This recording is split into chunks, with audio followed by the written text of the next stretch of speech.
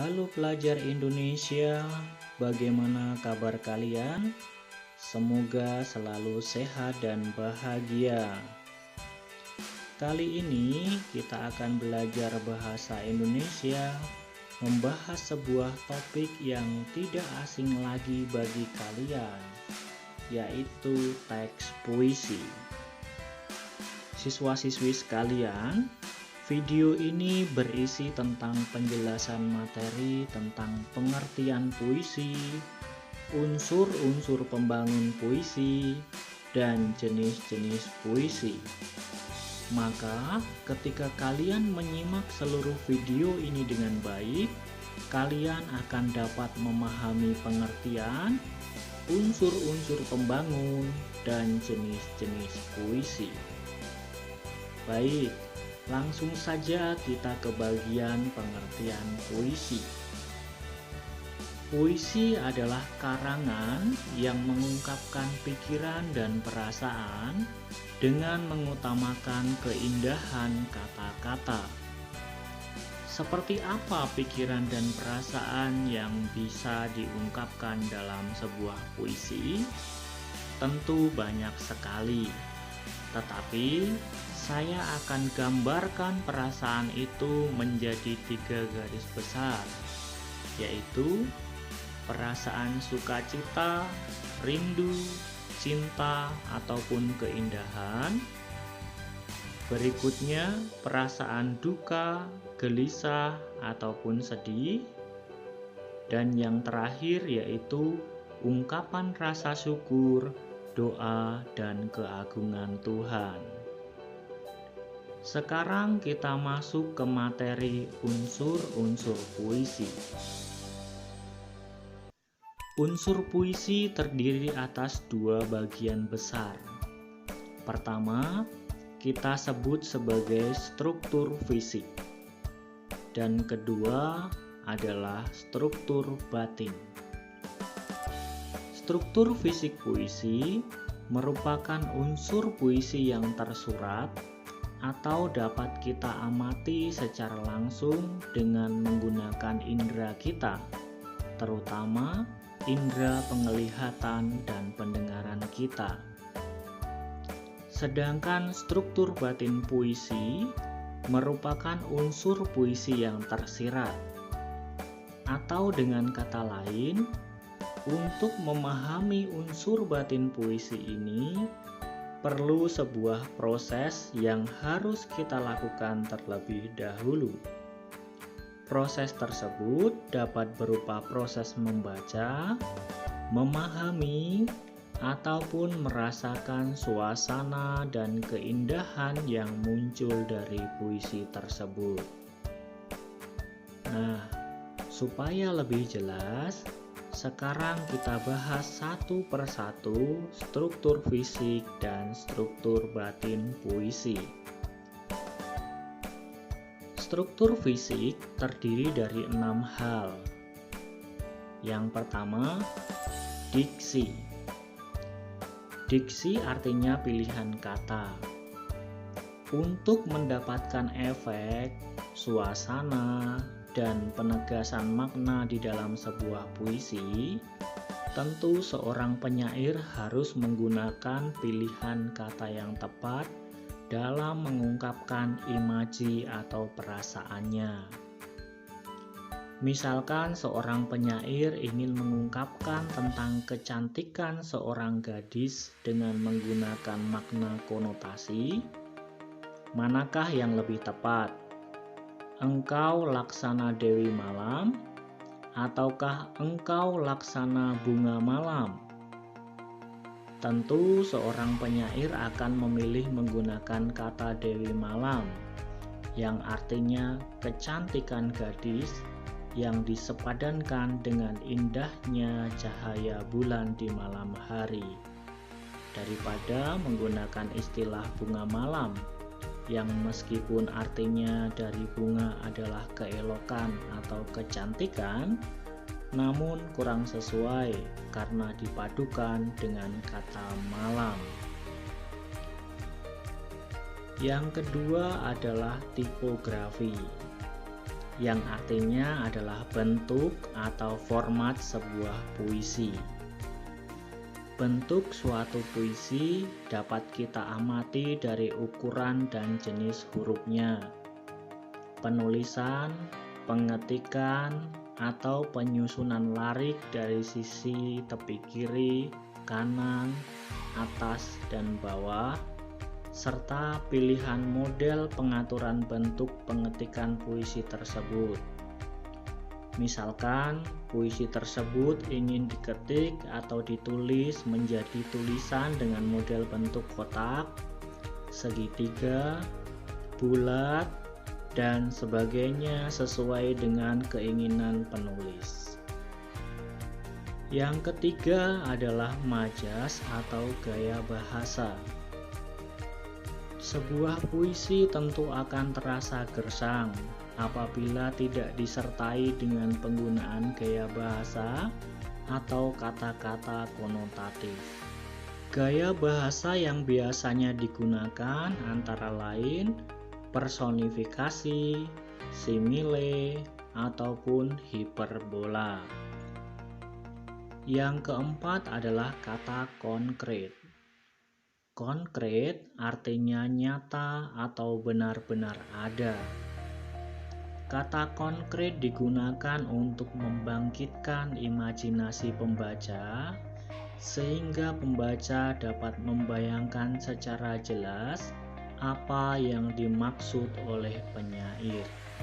Misalkan penyair ingin mengungkapkan keindahan nuansa di sore hari, maka penyair dapat menggunakan rangkaian kata yang di dalamnya terhadap kata konkret seperti sunset, pantai, ataupun debur ombak di sore hari. Yang kelima adalah imaji atau citraan. Imaji artinya sesuatu yang dibayangkan dalam pikiran. Imaji atau citraan dalam sebuah puisi dimaksudkan agar pembaca seolah-olah dapat melihat, mendengar, merasakan, atau mengalami hal-hal yang terdapat dalam puisi. Citraan yang biasanya dimunculkan dalam puisi antara lain penglihatan, pendengaran, perabaan, penciuman, dan perasaan. Yang keenam adalah rima atau irama, yaitu pengulangan bunyi dalam puisi yang membuat puisi menjadi indah dan bermakna. Sekarang kita masuk ke unsur puisi yang kedua, yaitu struktur batin puisi. Struktur batin puisi terbagi menjadi 4 hal. Yang pertama adalah tema. Merupakan gagasan utama penyair dalam puisinya. Misalnya tema ketuhanan, kepahlawanan, politik, dan sebagainya. Kedua yaitu perasaan. Unsur perasaan adalah unsur yang diekspresikan oleh penyair dalam puisinya, seperti perasaan gelisah, rindu, sedih, syukur, dan sebagainya. Yang ketiga adalah nada. Nada di dalam puisi berbeda dengan nada seperti yang kita kenal di dalam sebuah lagu. Nada di dalam puisi merupakan sikap penyair kepada pembaca. Misalnya seperti menasihati, menggurui, menyindir, mengejek, ataupun menceritakan secara lugas kepada pembaca. Dan yang terakhir adalah amanat. Amanat artinya pesan yang ingin disampaikan oleh seorang penyair melalui puisinya. Nah, Itulah penjelasan mengenai unsur-unsur pembentuk puisi yang terdiri dari struktur fisik dan struktur batin. Sekarang kita masuk ke materi berikutnya, yaitu jenis-jenis puisi. Berikut ini adalah jenis-jenis puisi berdasarkan cara penyair mengungkapkan isi atau gagasannya. Kita dapat menggolongkannya menjadi 3 jenis, yaitu 1. Puisi naratif. Puisi naratif merupakan puisi yang mengungkapkan cerita atau penjelasan sang penyair. Puisi ini terbagi menjadi 2 macam, yaitu puisi balada dan romansa. Puisi balada adalah puisi yang mengungkapkan cerita tentang tokoh pujaan atau orang-orang perkasa. Contoh puisi balada adalah Blues untuk Bonnie karya W.S. Rendra. Jenis puisi naratif yang kedua yaitu romansa. Merupakan puisi yang berisi tentang kisah percintaan. Contoh puisi romansa adalah Romance Perjalanan karya Kirjo Mulyo. Jenis puisi yang kedua adalah puisi lirik. Artinya, puisi yang mengungkapkan perasaan yang ditulis dalam bentuk larik-larik atau baris-baris. Puisi lirik terbagi menjadi 3 macam, yaitu elegi, ode, dan serenada. Elegi adalah puisi yang mengungkapkan perasaan duka. Contohnya, puisi yang berjudul Elegi Jakarta karya Asrul Sani. Berikutnya adalah serenada, yaitu sajak percintaan yang dapat dinyanyikan.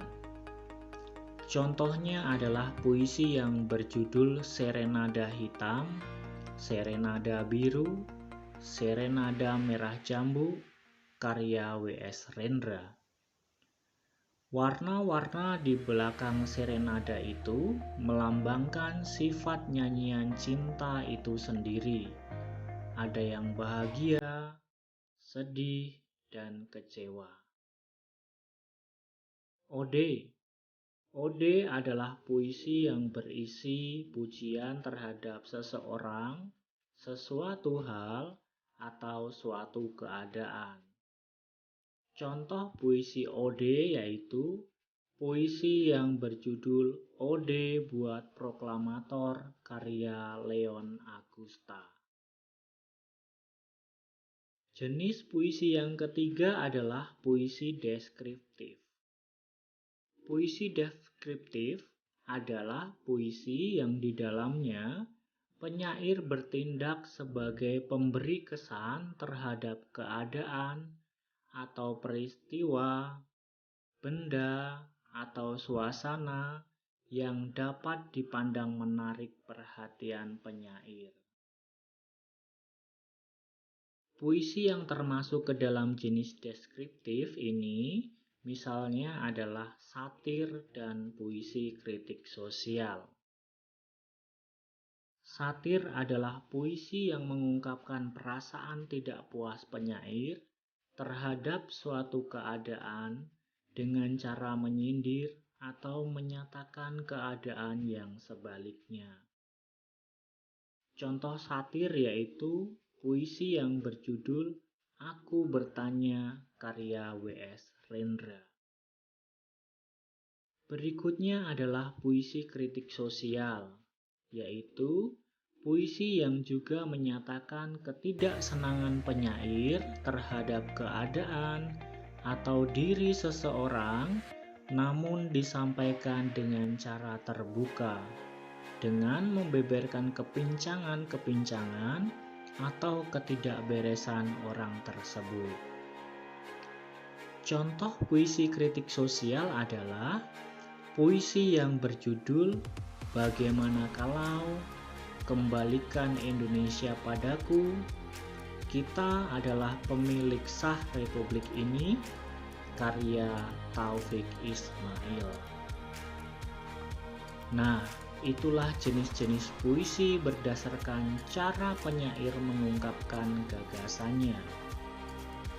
Sampai di sini video materi pembelajaran bahasa Indonesia tentang teks puisi. Semoga penjelasan yang saya sampaikan dapat mudah dipahami dan bermanfaat bagi kita semuanya.